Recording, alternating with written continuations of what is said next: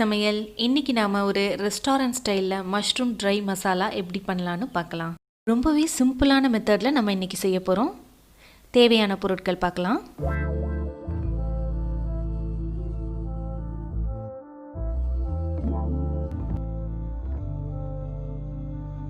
இந்த மஷ்ரூம் மசாலா செய்கிறதுக்காக நான் இன்றைக்கி 300 கிராம்ஸ் ஆஃப் மஷ்ரூம் எடுத்துருக்கிறேன்.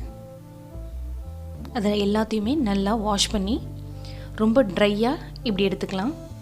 இதை நான் 4 துண்டுகளாக இந்த மாதிரி ஸ்லைஸ் பண்ணிக்கலாம்.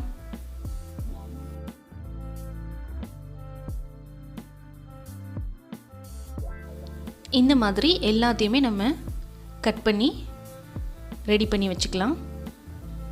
ஒரு பவுலுக்கு ட்ரான்ஸ்ஃபர் பண்ணிக்கிறேன். இது முன்னாடியே வாஷ் பண்ணதால் திரும்ப வாஷ் பண்ண அவசியம் இல்லை.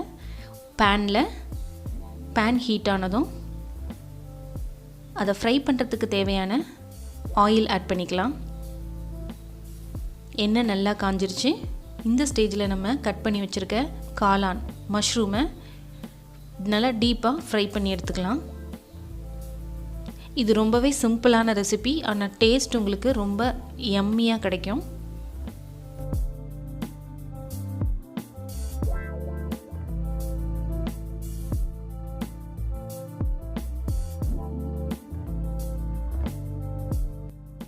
நல்ல எண்ணெயில் மஷ்ரூம் ஃப்ரை ஆகிட்டு இருக்குது.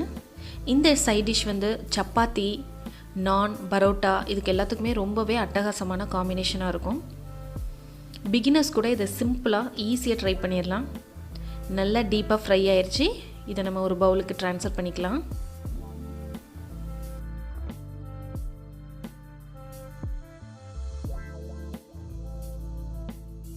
இப்போ அதே பேன்லேயே நம்ம கிரேவி ப்ரிப்பேர் பண்ணிக்கலாம்.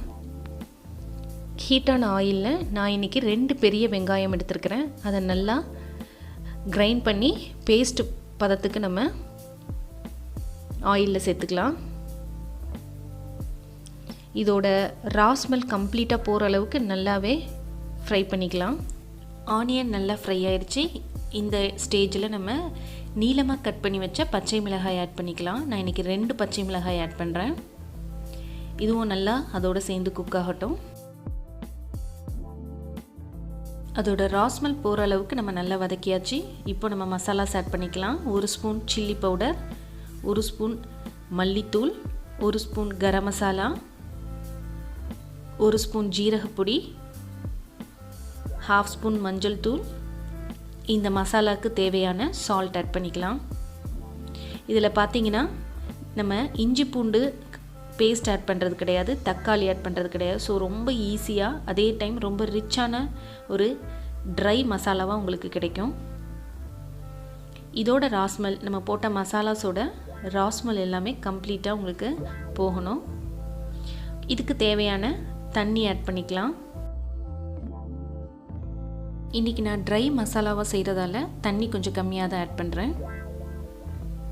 இதை ஒரு 3 to 4 மினிட்ஸ் நம்ம ஒரு லிட் போட்டு க்ளோஸ் பண்ணி கொஞ்ச நேரமாக பாயில் பண்ண விடலாம்.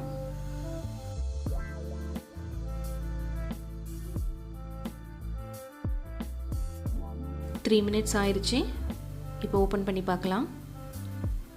பார்த்தீங்கன்னா எல்லா எண்ணெயும் நம்ம ஊற்றின எண்ணெய் எல்லாமே மேலே பிரிஞ்சு நல்ல ஒரு கிரேவியாக ரெடி ஆயிடுச்சு.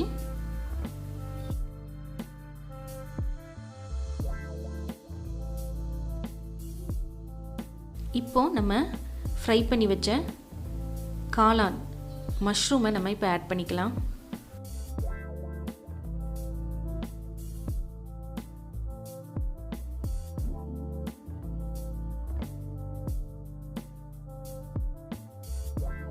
இந்த கிரேவியோட மஷ்ரூம் நல்லா ஒட்டுற அளவுக்கு நம்ம மிக்ஸ் பண்ணி விட்டுக்கலாம்.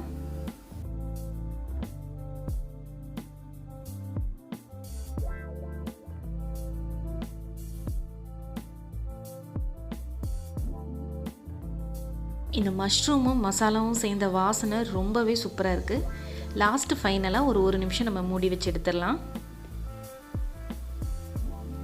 வாவ், ரொம்பவே அருமையான டேஸ்டியான பார்க்கவே ரொம்ப ரிச்சான மஷ்ரூம் ட்ரை மசாலா நமக்கு ரெடி ஆயிடுச்சு. உங்களுக்கு செமி கிரேவியாக வேணும்னா நீங்கள் கொஞ்சம் வாட்டர் ஆட் பண்ணிக்கோங்க, உங்களுக்கு செமி கிரேவியாக இருக்கும்.